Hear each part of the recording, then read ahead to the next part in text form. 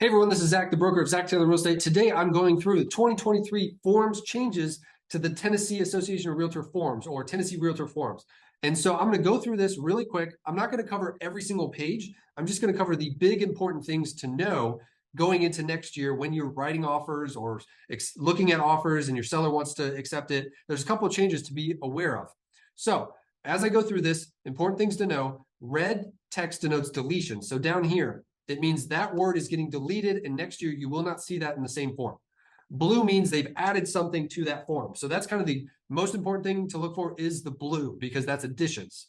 So with residential forms, they have not created any new forms. What we have is what we have, but they've went ahead and updated some of these forms. So this is kind of some of the highlights, but I'm going to actually jump to the actual forms themselves. So a common theme you will see through all the 2023 Tennessee Realtor forms is they have replaced will with the word shall. Now, this is kind of getting into a little bit more of the clerical items they've cleaned up, but why have they done this? Well, if you go into even the dictionary, will can be used to express a desire. So it doesn't mean I have to, but I have the desire to doesn't mean I will. Or shall, used in laws, regulations, or directives to express what is mandatory. So I'll kind of explain this a little bit more clearly when we get to the purchase sale agreement and explain it. It'll make more sense then. So this is the listing agreement. They are updating those. I do wish going into future updates with these forms that you could see here, seller agrees to pay all costs incurred by broker to market property or other amount as agreed to by the parties as a cancellation fee. I hope in the future they make a cancellation fee a blank line item that you can put a set amount, $200, $500, $1,000, $2,000. But at least both parties would know upfront what the fee is to cancel this listing agreement, versus right now it's very subjective. All costs incurred by broker to market property. Well, what are all these costs incurred by a broker to market property? Does that include their time? Does that include real tracks? Does that include this or that? So I hope they clean that up, but that's a different story. They also added, they got rid of any his, hers, she. They just made it more direct. Sellers. This form is related to sellers. It doesn't matter he, his, her. It doesn't matter any of that. Remove that. Make it more official with who this relates to exactly, the seller. So they've removed anything like that. You can see again, his, hers, removed the company. Now we go into exclusive right to sell, seller agency. Again, a lot of the will, shall, remove those words. Co-listing agreement, same thing. Trying to get to the purchase and sale agreement real quick for you guys. I will go ahead and post this PDF as well down below. That way you can go through page by page if you want to, but really the purchase and sale agreement is the most commonly used form. So let's go ahead and be aware of the biggest changes with that. Listing buyer representation mutual release agreement. Again, kind of just a clerical thing. This form is meant to cancel listing agreements or buyer agreements, but down here they put this paragraph should not apply if the property is listed. Well, what about the buy side? So they went ahead and put client customer has entered into a new listing / buyer representation agreement. Now both sides are covered. Disclaimer, they're getting rid of the acknowledge receipt of a copy because this is just a form between you and your client. There is no acknowledging of receipt. They've signed this form, so they know what they've signed. There isn't another party to have bind this contract or sign off, so you don't need that. All right, purchase and sale. Again, the will shall. Let's jump to earnest money real quick, and I'll go back. So again, why they removed will. Buyer has paid or will pay within, let's say it says 5 days after the binding agreement date. Well, remember, will says a desire to. So buyer has paid or they have the desire to pay within 5 days, but doesn't necessarily mean they will. So they changed it to shall. It's now mandatory. Buyer has paid or shall pay within blank days after the binding agreement date. So that just makes it more clear. Let's jump back up to right here. So they have now removed THDA as a loan type.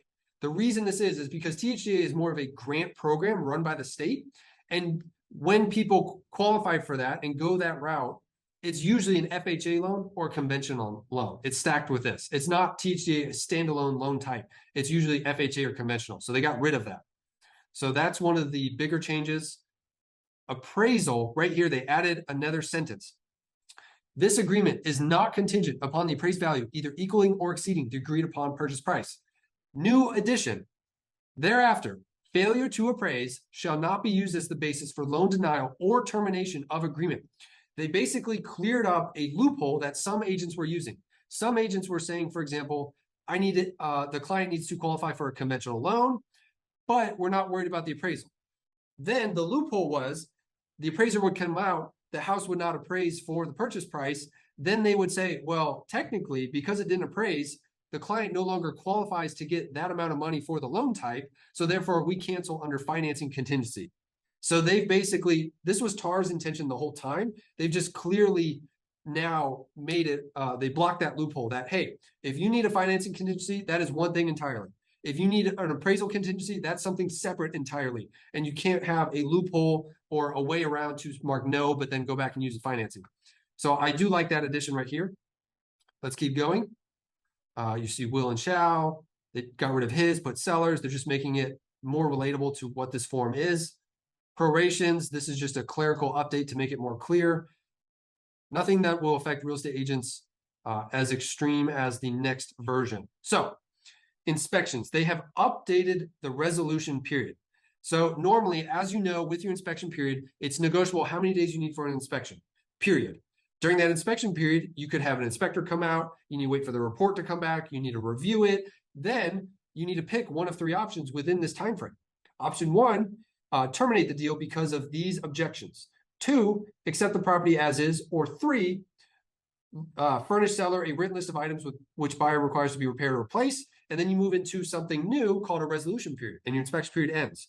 And upon sending that notice of the things they wish to be repaired or replaced, that starts the resolution period. So seller and buyer shall then have a period of blank days following receipt of the above stated written list to reach a mutual agreement as to the items to be repaired or replaced with like quality or value by seller, which shall be evidenced by the repair replacement amendment or written equivalence. The receipt by seller of the above stated written list of repair replacement proposal marks the end of the inspection period and the beginning of the resolution period.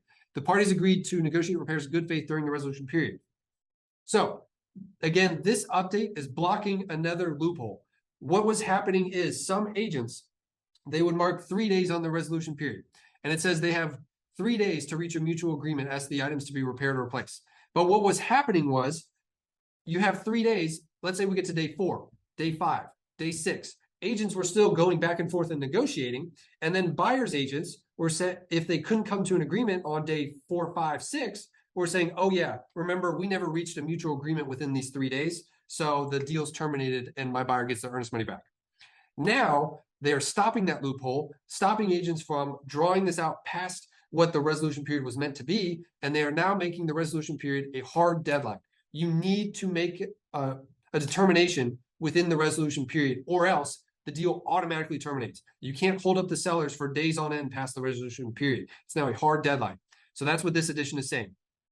Buyer reserves the right to withdraw the above stated written list of repair proposal items during the resolution period via the notification form or equivalent written notice. Upon withdrawal, buyer shall be deemed to have accepted the property in its present as-is condition, and seller shall have no obligations to make repairs. So they're saying this is an option during the resolution period that even though you submitted a list of items to be repaired, during this resolution period, you can now withdraw those same items, and that means you're accepting the property as is. That's option 1. And that's what they're saying. They're kind of making it like this up here during the inspection period, you have 3 options.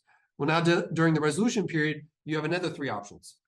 You can, in the event the seller and buyer do not reach a mutual written resolution during the resolution period, or the buyer does not provide notice to seller that the buyer is accepting the property as is, or a mutual agreeable written extension thereof as evidenced and signed by both parties within the said time frame, this agreement is hereby terminated.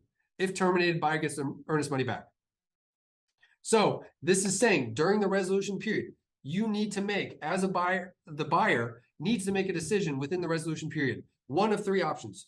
1, come up with a mutual written resolution with the seller. Hey, we all agree to fix, the seller agrees to fix these things. Come up with a mutual written resolution. Say, I will accept it as is, and pull your list of objections and things you want repaired. Or 3, get an extension. If none of those 3 things happen, the deal automatically terminates once this resolution period ends. So that's a big change to know. It's now a hard deadline. There's no negotiating days afterwards. You have to come up with a decision. Let's keep going. Got rid of his, but buyers will and shall. That's the biggest changes here. Amendment to the listing agreement, they just got rid of this. It's a little redundant. It already says expiration date extended to, place property back on market and extend the expiration date to. So they just got rid of that. It's a little redundant. VA FHA loan addendum. Now this changes as well because VA guidelines have changed in the state of Tennessee. It used to be a wood destroying insect infestation report, a WDO report. Who pays for that? It used to be the buyer could not pay for that because it was a non-allowable. Well, that has changed. Now a buyer can pay for that, or a seller could still pay for it. It's negotiable. So they have removed it here. It's no longer here. Either party can pay for it. Temporary occupancy agreement for seller after closing. So they've added some things. They've made it more clear that if things break, who covers what. So go ahead and read that. Let's see. Addendum. They got rid of binding agreement and put offer date because addendums are meant to attach to contracts before they are bound. So that's why they got rid of binding agreement and put offer date, because this is meant before you're bound, you can use addendums. Afterwards, you use amendments because you're changing terms to the contract. So that's that change. Again, really just clerical. Notification, again, just updating stuff. No major changes. Again, got rid of acknowledgement of receipt because nobody has to acknowledge it. They got rid of this on additional contract language. And I think that's the majority of the changes because the wood destroying insect infestation inspection, the WDO report coming in, it can now be paid by the buyer or seller. They went ahead and thought ahead and, hey, let's go ahead and put that on importance of inspections that, hey, you should probably get a WDO report. Go ahead and see, is there termites? Is there something wood destroying insect infestation? Go ahead and get that type of survey. So they put that here and that's it. So that's the updates to the 2023 TAR forms. Again, I will attach this PDF down below. That way you can read through every single page if you want to, but I kind of covered the biggest changes. It's on the purchase and sale agreement, THDA is removed. Appraisal, if you check is not contingent upon an appraisal, you can no longer use that as basis for loan denial. Also, the resolution period is now a hard deadline. There is no negotiating afterwards. You have to make a decision within the resolution period. So if you have any questions, any contract questions at all, go ahead and book a time with me down below. We can go ahead and help you out. And until next time, I'll see you guys later.